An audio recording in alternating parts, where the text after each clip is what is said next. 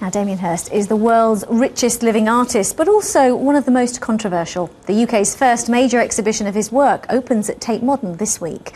Some artists, like him, use a team of assistants to help create their work. But the practice has raised questions in the art world, as our correspondent Brenda Manus reports.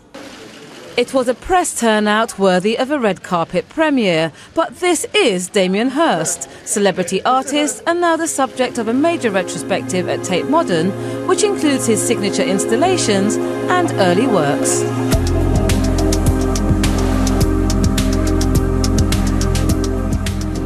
Damien Hirst is undoubtedly the world's most commercially successful living artist, and this exhibition will draw massive crowds.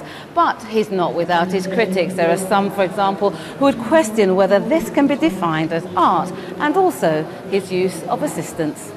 He just lets them choose the colours. He lets them decide the paint that's splashed on. He lets them position where the butterflies are. He does nothing.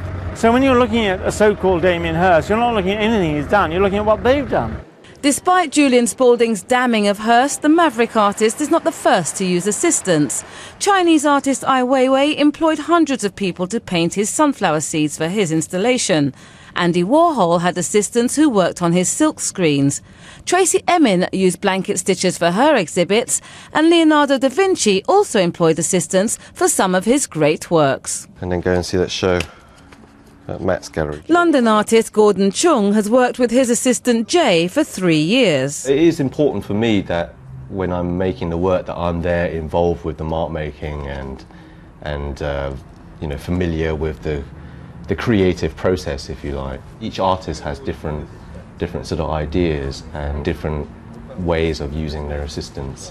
There's some pieces of work that you would just never manage to get done by yourself, like especially on the scale that contemporary artists work on these days, and it's just hiring someone to do something. You know, it's like if you were building a house or something. I don't know. I just think that assistants have always existed in art.